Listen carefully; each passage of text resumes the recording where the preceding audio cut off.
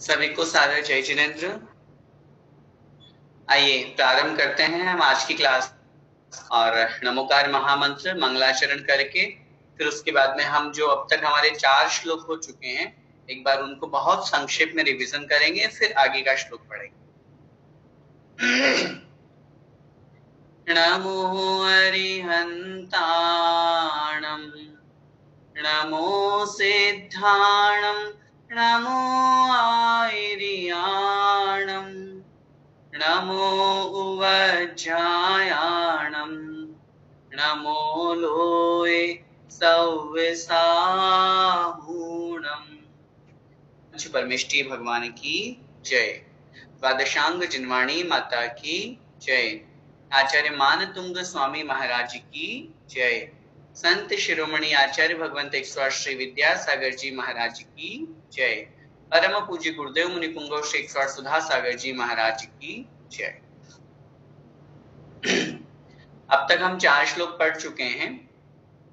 उन 4 श्लोकों को एक बार उच्चारण करके और उनका बहुत संक्षेप में रिवीजन देखते हैं। भक्तामर प्रणत मौलि मणि प्रभाणा मुद्योतकं दलित पाप तमो वितानम सम्यक प्रणम्य जिन पाद युगम युगादा वालंबनम भव जले पतताम जनानाम। भक्त अमर अर्थात भक्त मतलब भक्त, अमर मतलब देवता कैसे हैं? जो प्रणत अर्थात झुके हुए हैं। झुके हुए भक्त देवताओं के मुकुट में लगी हुई मणियों की कांति को जो उद्योतकम अर्थात बढ़ाने वाले हैं। दलित पाप तमोवितानम, दलित अर्थात नष्ट करने वाले हैं। पाप तमोवितानम, पाप रूपी अंधकार के विस्तार को, पाप रूपी अंधकार के विस्तार को जो नष्ट करने वाले हैं।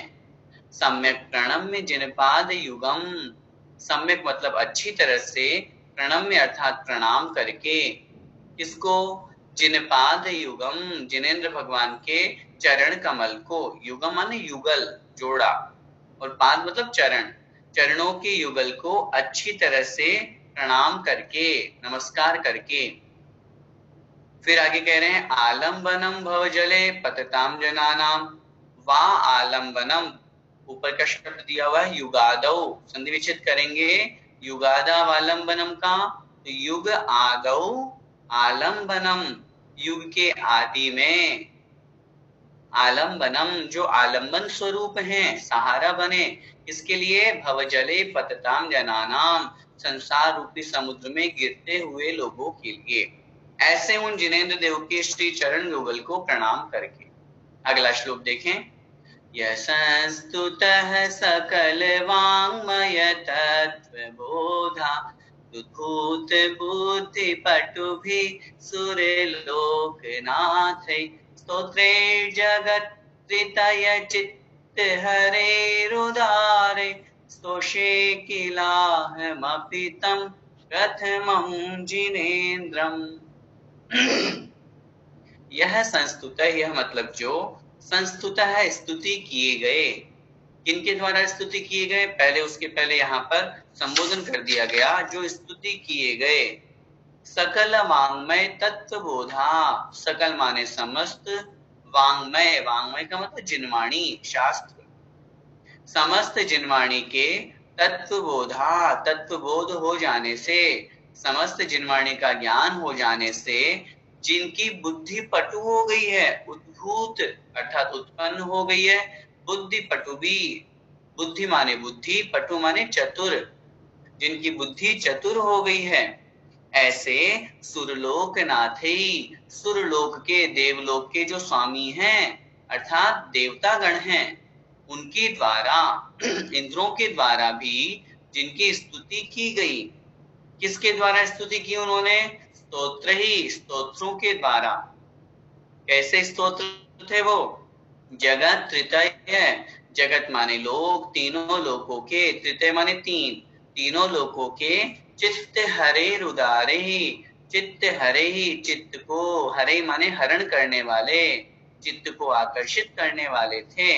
ऐसे स्तोत्रों के द्वारा जिन भगवान आपकी स्तुति की गई, स्तोष्ये स्तुति करूंगा। अहमपि किलाहमपि संधि विच्छेद करेंगे, किल अहम अपि, किल मतलब निश्चित रूप से, अहम अपि अर्थात मैं भी स्तुति करूंगा। किसकी स्तुति करूंगा? तम प्रथमम जिनेन्द्रम, उन प्रथम जिनेन्द्र देव की। ठीक है, आगे तीसरा श्लोक। बुद्ध्या विनापि विबुधार्चित पाद पीठ, स्तोतुम समुद्यत मतिर्विगतत्रपोऽहम्, बालं विहाय जल संस्थितमिन्दुबिम्ब, मन्यः क इच्छति जन सहसा ग्रहीतुम्। हे भगवान, अब अपन यहाँ पर आचार्य मानतों गोस्वामी महाराज क्या कह रहे हैं?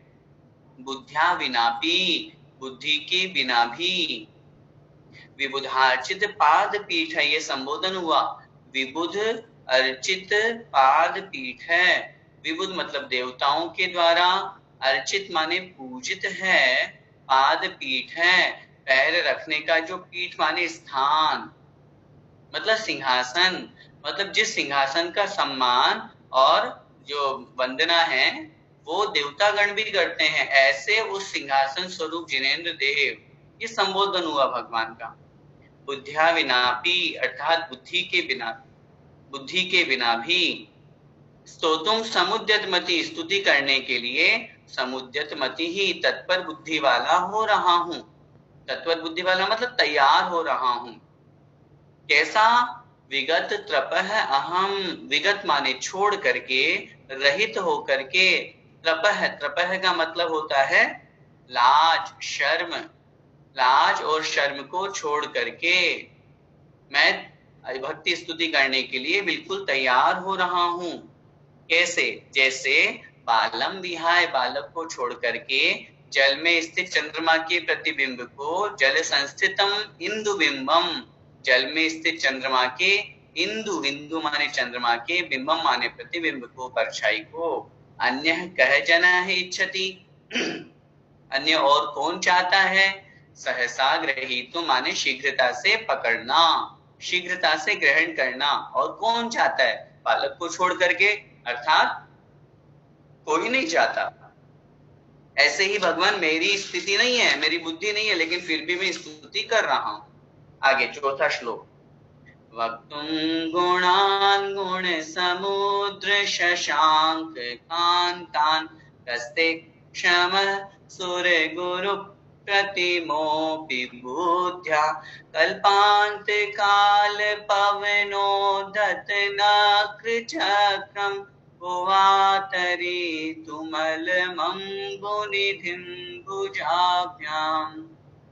वक्तुम कहने में, गुणान मतलब गुणों को, कैसे हैं भगवान आप संबोधन कर रहे हैं? गुण समुद्र, हे गुणों के सागर, हे गुणों के समुद्र, आपके शशांक कांतान, शशांक मतलब चंद्रमा की कांति के समान, चंद्रमा की कांति वाले गुणान मतलब गुणों को कहने में, वक्त मतलब कहने में, कहत क्षम है, कौन समर्थ है? अर्थात कोई समर्थ नहीं है।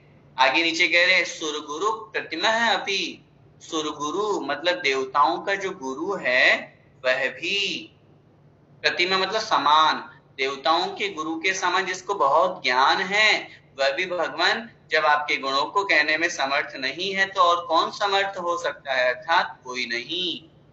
फिर नीचे कह रहे हैं कल्पांत काल, अर्थात प्रलय काल की बहुत तेज प्रचंड हवा चल रही है, और उसमें फिर आगे कह रहे हैं पवनोद्धत प्रचंड तेज हवा, नक्र चक्रम मगरमच्छों का समूह जहां पर घूम रहा है, ऐसे अम्बुनिधिम ऐसे उस समुद्र को, भुजाभ्याम अर्थात अपनी दोनों भुजाओं से पार करने में, कह अलम कौन समर्थ है? तरितु मतलब तैरने में, उससे कौन समर्थ हो सकता है? अर्थात कोई नहीं। ठीक है, यहाँ तक हमारे 4 श्लोक हो गए थे। आइए अब आगे 5वां श्लोक हम पढ़ते हैं। बहुत अच्छे से एक एक शब्द का हमें उच्चारण करना है, फिर उसके बाद हम पूरा अर्थ समझेंगे। बोलिए, सोहम सो हम, आपको रिपीट भी करना है जैसा हम बोल रहे हैं, क्योंकि आप बार बार बोलेंगे तो आपके अभ्यास होगा बोलने का। सो हम तथापि तव भक्ति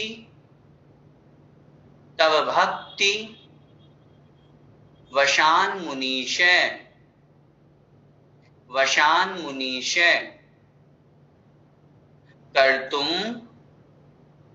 कर्तुम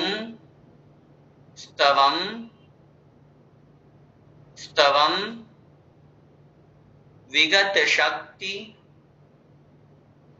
विगत शक्ति रपि प्रवृत्तः प्रीत्यात्म वीर्य मविचार्य मृगीमृगेन्द्रम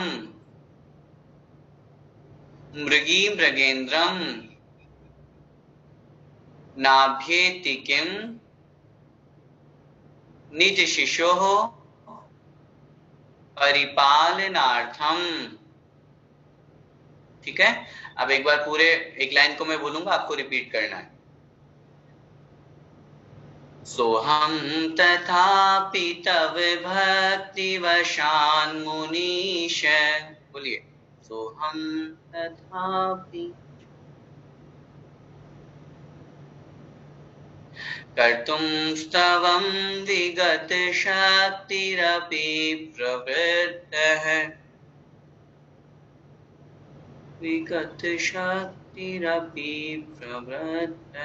प्रीत्यात्मवीर्यमविचार्य मृगीमृगेन्द्रम्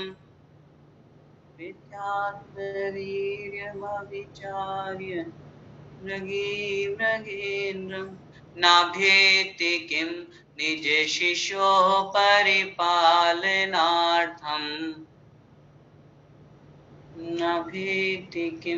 निज शिशो परिपालनार्थम। एक साथ बोलेंगे पूरा श्लोक का, मेरे साथ साथ उच्चारण कीजिए। सोहम तथापि तव भक्ति वशान मुनीश कर्तुम स्तवम विगत शक्तिरपि प्रवृत्त प्रीत्यात्मवीर्यमविचार्य मृगीमृगेन्द्रम् नाभ्येति किम निज शिशोः परिपालनार्थम। ठीक है, बहुत अच्छी तरह से एक एक शब्द को हमको समझना है। पिछले श्लोक में हमने कल क्या बात की थी? चौथे श्लोक में हमने समझा था वक्तुम गुणान गुण समुद्र शशांक कांतन। उस पूरे चारों लाइंस का हमने क्या अर्थ समझा था कि हे भगवान, आपके गुणों को कहने में कौन समर्थ है? बोलिए, हाथ खड़े करो, कौन समर्थ है? कोई है समर्थ? नहीं है। उदाहरण दिया ना, जब देवताओं का गुरु बृहस्पति भी आपके गुणों को कहने में समर्थ नहीं है, तो फिर हम तो कैसे हो सकते हैं? जैसे उस प्रलय काल की प्रचंड तेज हवा में और जहां पर मगरमच्छों का समूह भटक रहा हो, घूम रहा हो, ऐसे उस समुद्र को पार करने में, अपनी भुजाओं से पार करने में कोई समर्थ है क्या? नहीं है। तो ऐसे ही भगवान आपके गुणों का वर्णन करने में कोई समर्थ नहीं है। इतनी बात यहाँ पर आचार्य भगवान ने कह दी, लेकिन अब उसके बाद में भी आगे क्या कह रहे हैं? सोहम, संधि विच्छेद करेंगे, सह अहम। सह मतलब वह, अहम मतलब मैं, वह में, तथापि मतलब फिर भी, तथापि मतलब फिर भी, तव भक्ति वशान मुनीश, संधि विच्छेद करेंगे, तव भक्ति वशात, लिख लीजिए अपनी कॉपी में, तव भक्ति वशात मुनीश। ये मुनीश संबोधन हो गया, इसका भी संधि विच्छेद करें तो कर सकते हैं मुनि ईश, मुनियों के जो ईश हैं, स्वामी हैं। तव भक्ति वशात मुनि ईश, तव भक्ति आपकी भक्ति के, वशात मतलब वशीभूत होकर, मुनीश मतलब हे मुनियों के ईश, हे मुनियों के स्वामी, हे भगवान आपकी भक्ति के वशीभूत होकर। पिछले श्लोक में तो कह दिया कि भगवान मैं आपकी भक्ति स्तुति या आपके गुणों को गाने में समर्थ नहीं हूं, लेकिन यहाँ क्या कह रहे हैं, तथापि। अब अर्थ लगा, फर्स्ट लाइन में देखिए, तथापि वर्ड देखिए, तथापि लेकिन फिर भी, तव भक्ति वशात आपके भक्ति के वशीभूत होकर, आपकी भक्ति के वशीभूत होकर, मुनीश हे मुनियों के स्वामी, आपकी भक्ति के वशीभूत होकर, कर्तुम स्तवम, कर्तुम अर्थात करने के लिए, क्या करने के लिए, स्तवम अर्थात स्तवन, स्तुति, स्तुति करने के लिए। क्या कह रहे हैं आगे, विगत शक्तिरपि प्रवृत्त है, संधि विच्छेद करेंगे, विगत शक्ति ही अपि, विगत शक्ति अर्थात शक्ति से रहित होते हुए भी, अपि मतलब भी, विगत शक्ति ही अर्थात शक्ति से रहित होते हुए भी, प्रवृत्त है अर्थात प्रवृत्त हो रहा हूं। समझ में आया क्या मतलब हुआ दोनों लाइन का? सबसे पहले संबोधन देखिए, यहाँ संबोधन बना हुआ है मुनीश, हे मुनियों के ईश, हे मुनियों के स्वामी, ठीक है ना। तो मुनियों के स्वामी को संबोधन करके क्या कह रहे हैं, तथापि, पिछले श्लोक को यहां से जोड़ना है कि हे भगवान वैसे तो आप अनंत गुणों के सागर हैं, लेकिन फिर भी सह अहम वह में, तव भक्ति वशात आपकी भक्ति के वशीभूत होकर, स्तवम कर्तुम स्तवन करने के लिए, विगत शक्ति ही अपि अर्थात शक्ति से रहित होता हुआ भी, प्रवृत्त है अर्थात प्रवृत्त हो रहा हूं। प्रवृत्त हो रहा हूं मतलब लग रहा हूं, उस कार्य को करने के लिए तैयार हो रहा हूं। हे भगवान मुझ में शक्ति नहीं है, लेकिन फिर भी आपकी भक्ति के वशीभूत होकर के, मुझे तो कुछ आता ही नहीं है, मेरे में तो शक्ति है ही नहीं है, लेकिन आपकी भक्ति के कारण से ही मैं आपकी स्तुति करने के लिए तत्पर हो रहा हूं।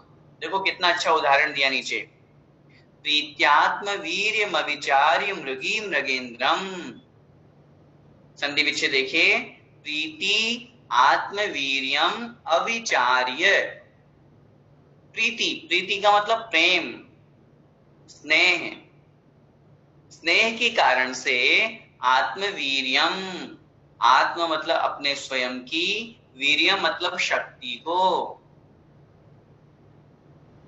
अपनी स्वयं की शक्ति को, अविचार्य अर्थात बिना विचार किए ही, अविचार्य अर्थात बिना विचार किए ही।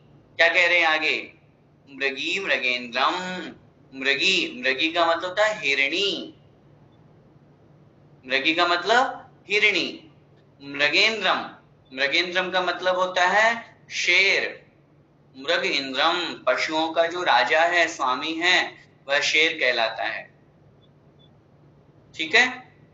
मृगी मृगेन्द्रम, मृगी मतलब हिरणी,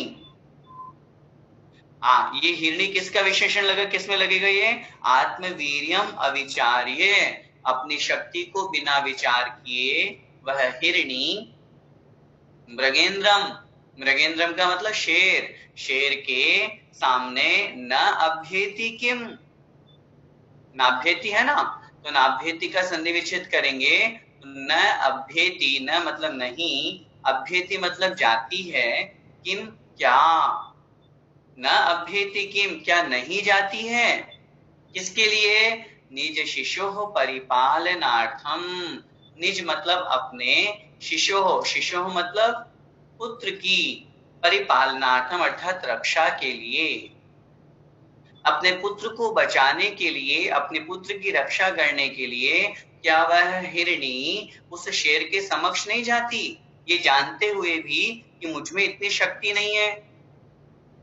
सोचिए, देखो कितना अच्छा उदाहरण दिया आचार्य मानतुंग स्वामी महाराज ने। वो स्पष्ट कह रहे हैं उस हिरणी में इतनी शक्ति नहीं है कि वह शेर का सामना कर सके। बताइए कर सकती है क्या? नहीं कर सकती, लेकिन फिर भी अपने बच्चे की रक्षा करने का भाव है मन कि नहीं, एक भूखा शेर सामने से आ रहा है और वो हिरनी के बच्चे को उठा करके ले गया, उसको मारना चाह रहा है, मार करके उसको खाना चाहता है। लेकिन फिर भी जैसे ही हिरनी ने देखा, उस छोटे से हिरण के बच्चे की माँ ने देखा कि मेरे बच्चे को शेर ले गया, जैसे ही उसके अंदर ये देखा, दृश्य देखा, वह तुरंत उस शेर के सामने पहुंच गई और पहुंच करके अपने बच्चे को बचाने लगी।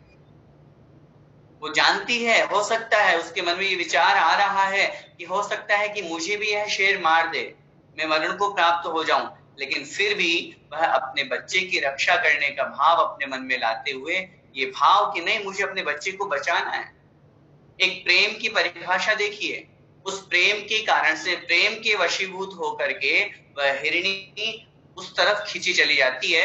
मृत्यु सामने मंडरा रही है, काल सामने खड़ा हुआ है, लेकिन उसके बावजूद भी उसे कोई परवाह नहीं है और वो बिना परवाह किए उस शेर का सामना करने के लिए तैयार हो जाता है। इस उदाहरण से हमें बहुत अच्छी तरह से यहाँ पर यह समझना है कि किसी प्रकार हे भगवान, आपकी भक्ति के वशीभूत होकर के ही मैं स्तुति करने के लिए तैयार हो रहा हूं। समझ में आ रही बात? आचार्य मानतुंग स्वामी महाराज यहाँ बहुत स्पष्ट रूप से कह रहे हैं कि जहां आपकी भक्ति है तब भक्ति वशात, भगवान मैं कुछ भी नहीं कर रहा। पिछले श्लोक में तो उन्होंने बहुत अच्छी तरह से स्पष्ट ही बना कर दिया कि भगवान मैं तो आपकी स्तुति करने योग्य ही नहीं हूं, आप तो अनंत गुणों के भंडार है। जब देवताओं को गुरु बृहस्पति भी आपकी स्तुति नहीं कर सकता है, तो फिर मेरी तो क्या बिसात, मेरी तो क्या औकात, मेरी तो क्या शक्ति। लेकिन उसके बावजूद भी आचार्य मानतुंग स्वामी महाराज यहाँ पर कह रहे हैं, लेकिन फिर भी भगवान मैं आपकी भक्ति करने के लिए, स्तुति करने के लिए तैयार हो रहा हूं। इसलिए हो रहा हूं कि आपकी भक्ति के कारण से ही, तब भक्ति वशात, ये शब्द महत्वपूर्ण, इसको हमें याद रखना है। जैसे नीचे उदाहरण दिया कि जैसे वह हिरणी सिर्फ एक प्रेम वशात, प्रीति वशात,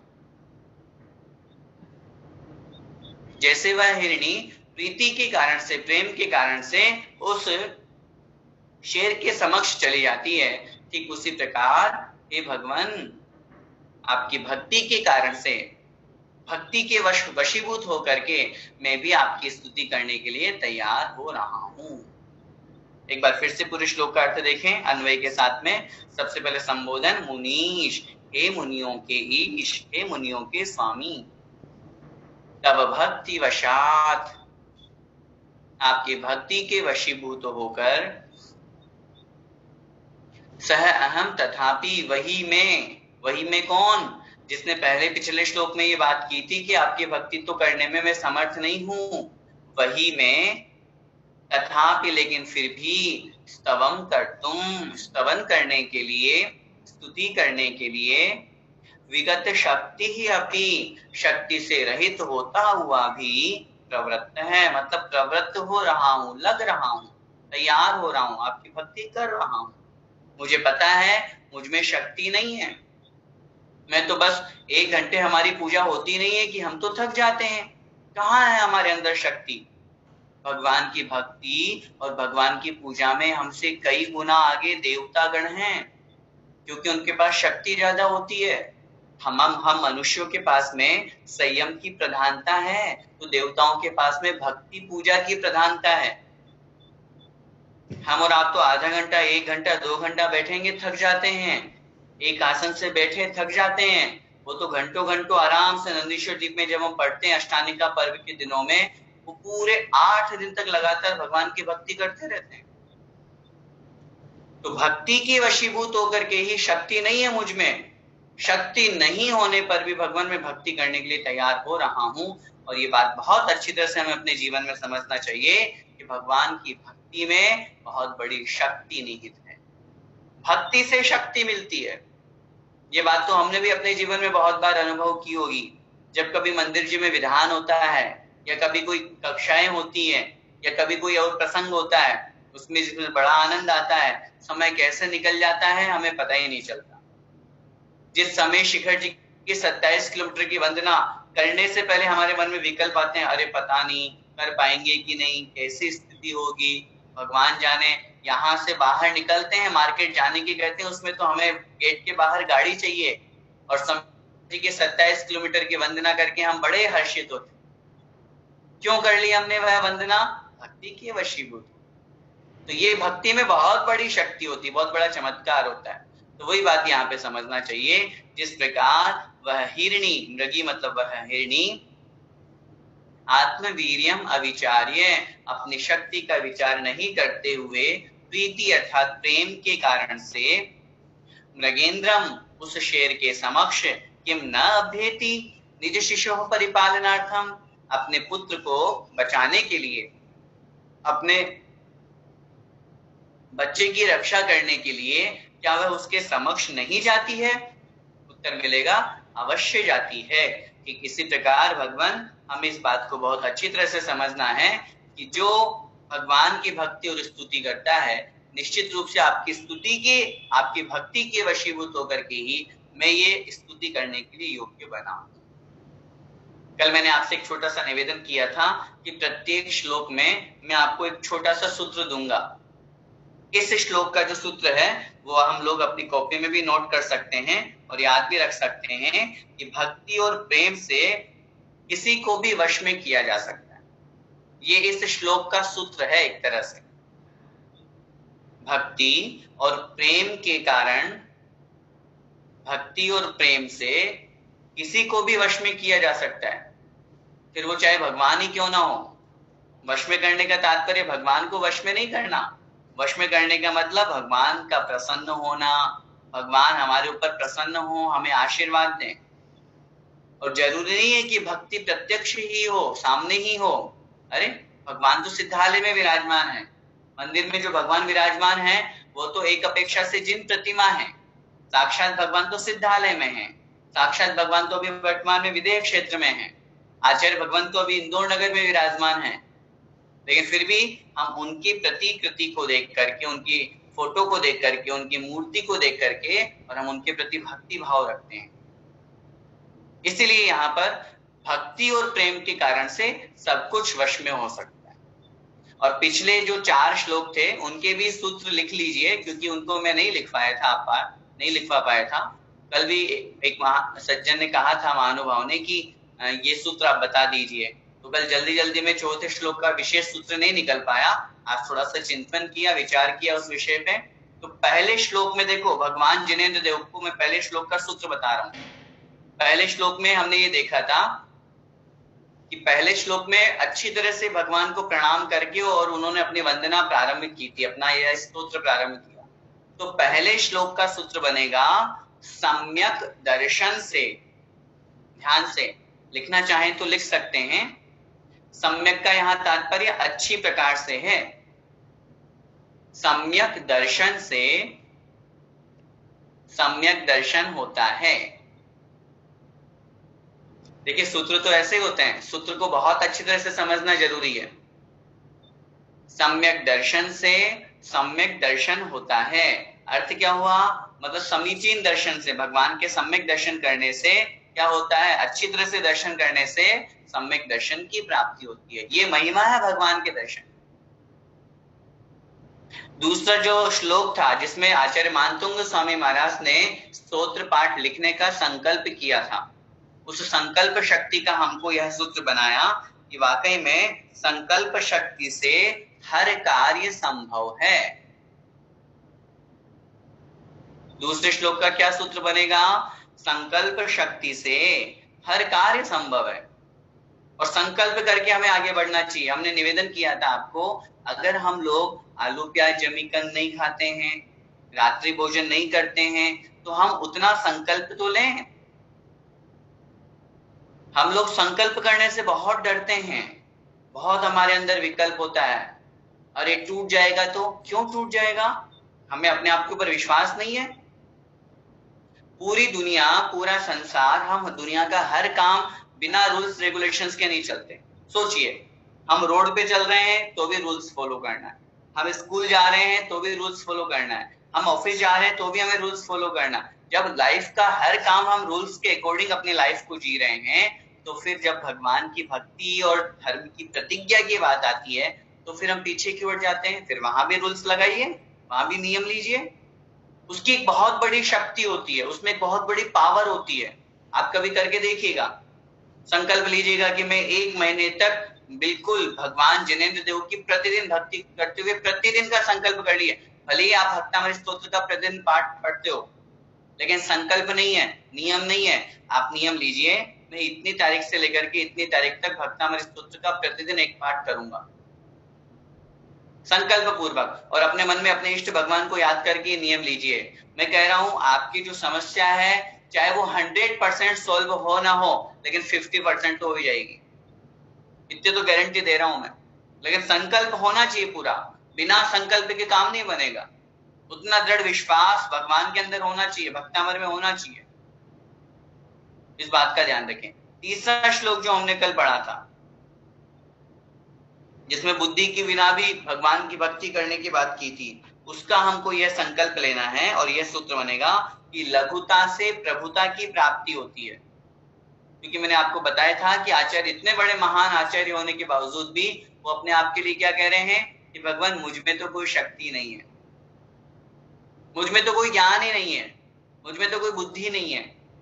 इसलिए जब लघु बनते हैं, छोटे बनते हैं, तो निश्चित रूप से उसी लघुता से प्रभुता की प्राप्ति होती है। और चौथे नंबर का जो श्लोक हमने कल पढ़ा था वक्तुम गुणान वाला, उसका हमको संकल्प करते हुए कि जो गुणों का वर्णन है उसमें चौथे नंबर का जो है उसका सूत्र लिखिए, समर्थ होने पर भी स्वयं को असमर्थ समझना चाहिए।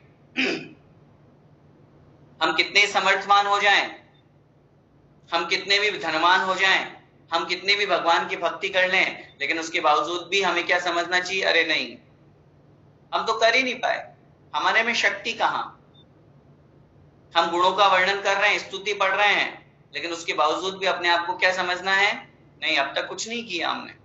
मैंने कल आपसे निवेदन किया था, इतना कुछ भी कर लें, खूब भगवान की पूजा भक्ति कर ली, अब तक कितने बार मंदिर चले गए, कितनी पूजाएं कर ली, लेकिन उसके बावजूद भी अब तक जो हमने की उसके प्रति नहीं सेटिस्फेक्शन ही नहीं, कुछ किया ही नहीं हमने, हमारे अंदर इतने अच्छे परिणाम हुए नहीं, कुछ कर ही नहीं पाए भगवान में।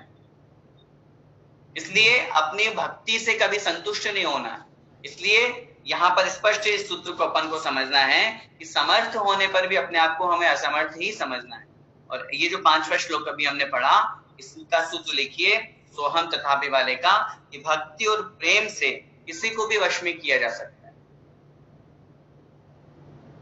चाहे वो कोई भी क्यों ना हो। अपने अंदर निश्चल प्रेम जागृत कीजिए, प्रेम में बहुत बड़ी ताकत है। आचार्य मानते होंगे स्वामी महाराज यहाँ प्रीति और प्रेम का बहुत अच्छा उदाहरण दे रहे हैं, और मैं इस विषय पे ये भी बहुत स्पष्ट बोलना चाहूंगा, आज का हमारा प्रेम अधिकांश लोगों में सिर्फ वासना बन के रह गया। निश्चल प्रेम की बात करती है भारतीय संस्कृति, जैन दर्शन में भी लिखा है, जैन सिद्धांतों में, जैन ग्रंथों में लिखा है, आचार्य भगवंतों ने उपदेश दिया है, प्रेम भाव हो सब जीवों से।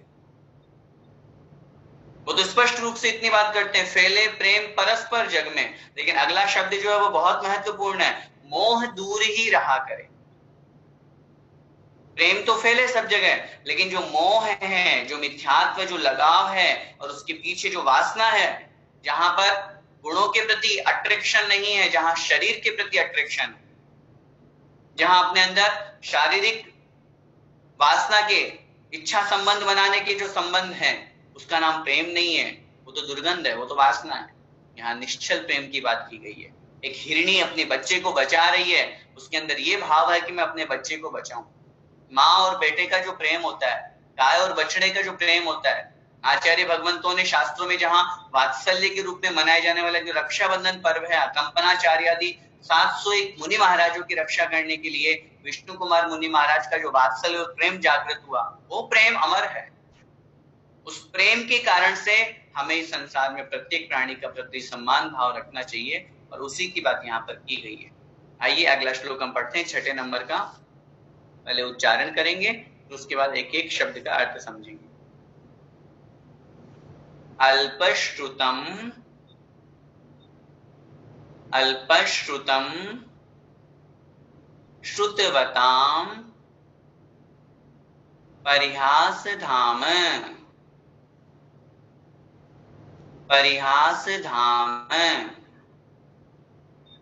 त्वद्भक्तिरेव त्वद्भक्तिरेव मुखरी मुखरी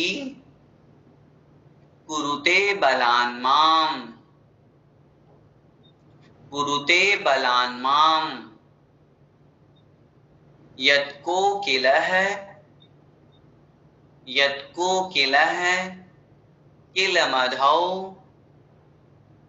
किल मधौ मधुरम विरौति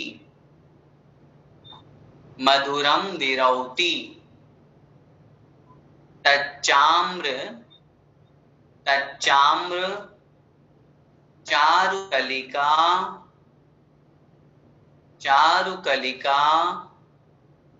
निकरैक हेतुः। ठीक है, एक एक लाइन का मैं उच्चारण कर रहा हूं, आपको बड़े ध्यान से सुन के और उसका रिपीट करना। अल्पश्रुतं श्रुतवतां परिहासधाम, बोलिए, अल्पश्रुतं श्रुतवतां परिहासधाम त्वद्भक्तिरेव मुखरी कुरुते बलान्माम त्वद्भक्तिरेव मुखरी कुरुते बलान्माम यत्कोकिलः किल मधौ मधुरं विरौति यत्कोकिलः किल मधौ मधुरं विरौति तच्चाम्रचारुकलिका निकरेक हेतुः तच्चाम्रचारुकलिका निकरेक हेतुः। ठीक है, एक साथ उच्चारण करेंगे पूरे श्लोक का। अल्पश्रुतं श्रुतवतां परिहासधाम त्वद्भक्तिरेव मुखरी कुरुते बलान्मा यत्कोकिलः किल मधौ मधुरं विरौति तच्चाम्रचारुकलिका निकरेक हेतु। क्या कह रहे हैं यहाँ पे? हे भगवान, आचार्य मानतुंग स्वामी महाराज इतना स्पष्ट कह रहे हैं, अल्पश्रुतम, अल्प माने थोड़ा, श्रुत माने ज्ञान। अल्पश्रुतम, थोड़ा ज्ञानी हूं, अल्पश्रुत हूं, अज्ञानी हूं। हे भगवान, मुझ में ज्ञान नहीं है। देखो, इतने बड़े महान आचार्य हैं और कह रहे हैं मैं तो अल्पश्रुत हूं। श्रुत माने ज्ञानी, अल्प माने थोड़ा। भगवान मैं तो थोड़ा ज्ञानी हूं। और कैसा हूं? थोड़ा ज्ञानी के साथ में क्या कह रहे हैं? श्रुतवताम। श्रुतवताम मतलब ज्ञानियों की सभा में। श्रुतवताम, ज्ञानियों की सभा में। परिहास धाम है, परिहास माने हास्य का, हंसी का, धाम मतलब पात्र बनने वाला हूं। मैं तो अज्ञानी हूं, अल्प ज्ञानी हूं, मुझे कुछ नहीं आता। और इसके साथ साथ ये भी है कि मैं तो जो बड़े बड़े महान ज्ञानी विद्वान लोग हैं उनकी सभा में हंसी का पात्र बनने वाला हूं। हंसते हैं लोग मुझ पे अगर मैं उनके बीच में पहुंच जाता हूं तो। लेकिन फिर भी त्वद्भक्तिरेव, संधि विच्छेद, त्वद्भक्ति ही एव, त्वद्भक्ति ही एव, त्वद मतलब आपकी, भक्ति ही एव भक्ति ही, त्वद्भक्ति ही एव आपकी भक्ति ही। मुखरी कुरुते, मुखरी कुरुते का मतलब होता है वाचाल करती है, प्रेरित करती है, इंस्पायर करती है। बलान माम, संधि विच्छेद, बलात् माम, बलात् मतलब बलपूर्वक, जबरदस्ती। बलात् मतलब बलपूर्वक, माम अर्थात मुझको। हे भगवान, अब देखो दोनों लाइन का अर्थ देखिए। हे भगवान, अल्पश्रुतम, मैं अल्पश्रुत हूं, अज्ञानी हूं, अल्प ज्ञानी हूं। और कैसा हूं? श्रुतवताम परिहास धाम, जो श्रुतवताम अर्थात विद्वान है, ज्ञानी है, समझदार हैं, उनकी सभा में परिहास धाम है, हंसी का पात्र बनने वाला हूं। लोग हंसते हैं मेरे ऊपर, मैं उस सभा में पहुंच जाता हूं, ज्ञानियों की सभा में, तो हंसी का पात्र बनने वाला हूं। लेकिन फिर भी त्वद भक्ति ही एव, आपकी भक्ति ही, एव माने ही, त्वद मतलब आपकी, भक्ति मतलब भक्ति, हे भगवान आपकी भक्ति ही, एव माने ही, बलात् बलपूर्वक, माम अर्थात मुझको, मुखरी कुरुते, मुखरी कुरुते मतलब प्रेरित करती है। मतलब आपकी भक्ति ही मुझे प्रेरित करती है। जब आपके समक्ष आता हूं तो ऐसा लगता है कि आपकी भक्ति मुझे करना है, तो वो भक्ति मुझे अंदर से आवाज देती है, चलो कुछ बोलो, चलो कुछ बनाओ, चलो कुछ श्लोक की रचना करो। आपकी भक्ति मुझे प्रेरित करती है, बाकी मेरे में तो शक्ति है ही नहीं। जितने बड़े महान आचार्य होकर के और ये बात कह रहे हैं, मुझ में तो कोई शक्ति नहीं है।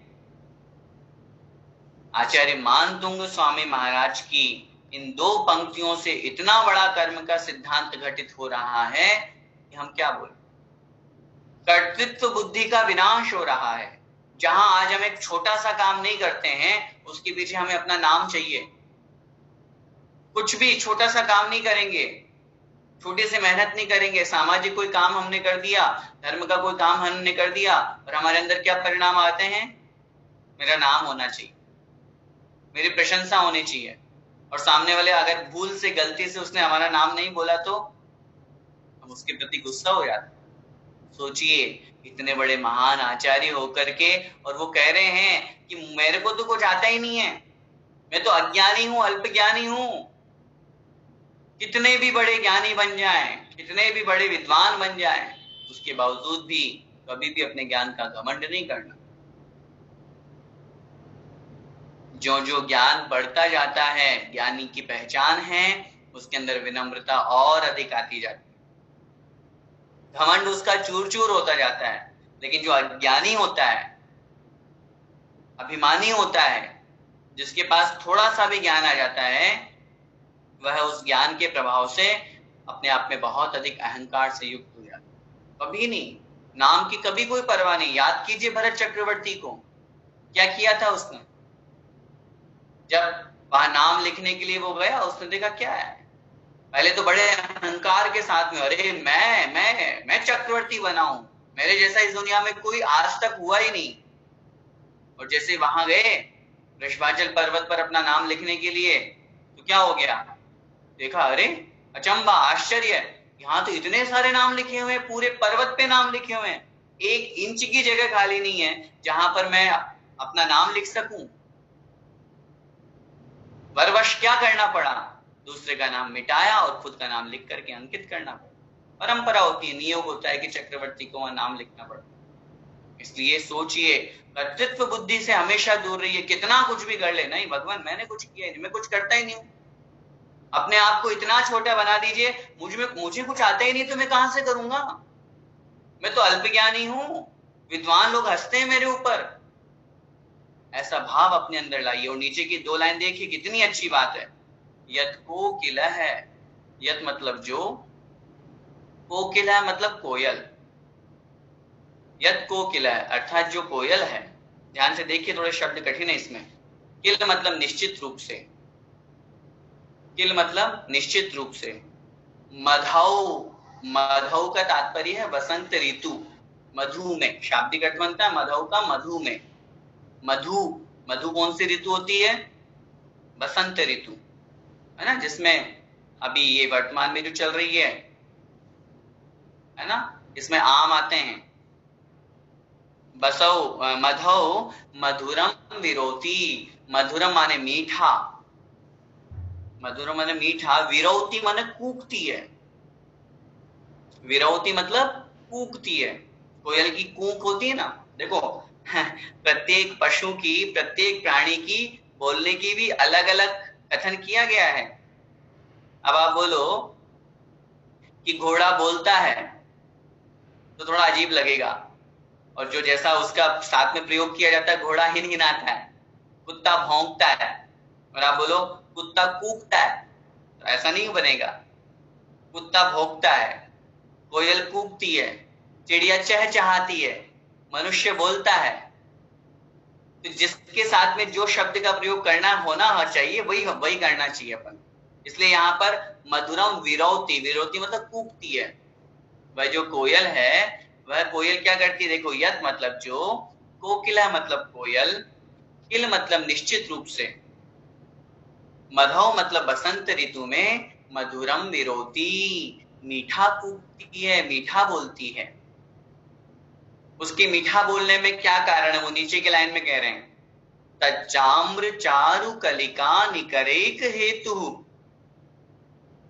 संधि विच्छेद, तत् च आम्र, तत् मतलब वह, च माने और वह जो मीठा कूकती है, वह कोयल क्यों कूक पाती है मीठा, आम्र, आम्र मतलब आम की, चारु मतलब सुंदर, आम्र मतलब आम की, चारु मतलब सुंदर, क्या है आगे, कलिका कलियों का, निकरेक हेतु, संधि विच्छेद, निकर एक हेतु, निकर, निकर का मतलब समूह, निकर का मतलब समूह, एक हेतु एकमात्र हेतु है, एकमात्र कारण है।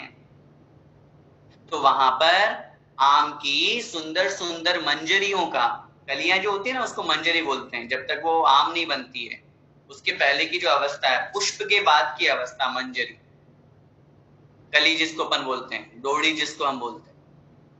तो वह आम की सुंदर सुंदर जो मंजरियों का समूह है, निकर माने समूह है, वो ही वहां एकमात्र हेतु है, किसमें, उस कोयल के मीठा कूकने में।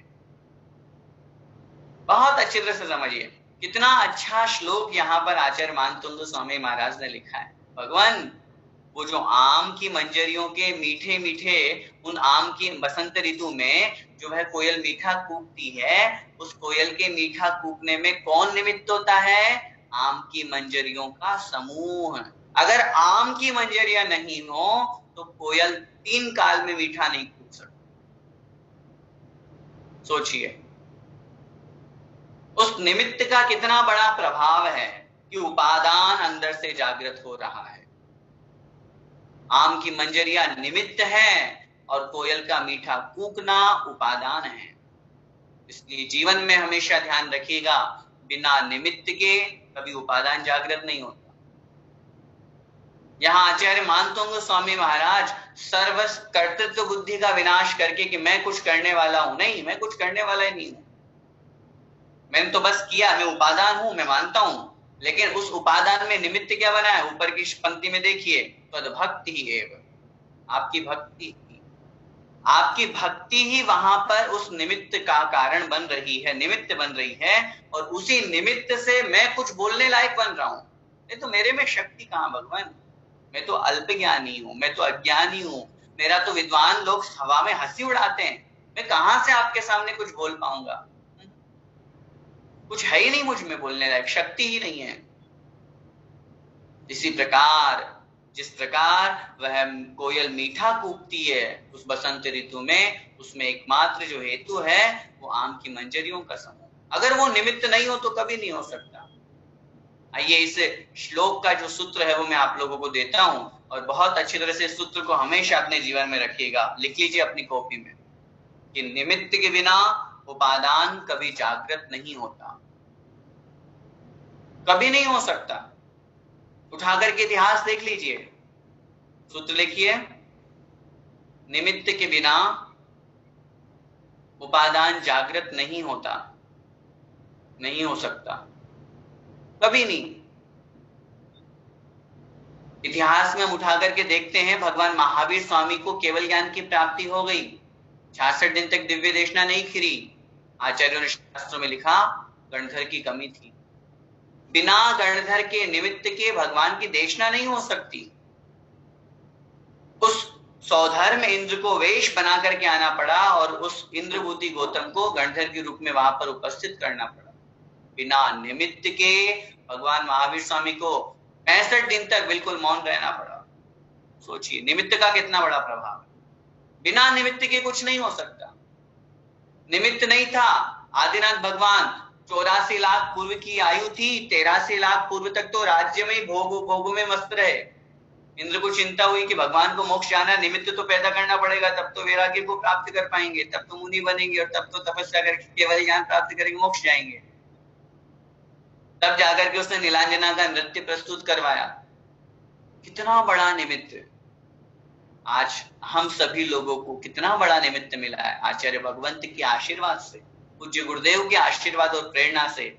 घर बैठे हुए हमें यह शिक्षण का लाभ मिल रहा है। सुबह से लेकर के रात तक, सोचिए सुबह 8 बजे से लेकर के रात 9:30-10 बजे तक हम स्वाध्याय कर रहे हैं। ऑनलाइन क्लासेस हमारी चल रही है और बिल्कुल आगम का ज्ञान हम लोगों के बीच में प्रस्तुत किया जा रहा है। इतना बड़ा निमित्त है आचार्य भगवंत का आशीर्वाद।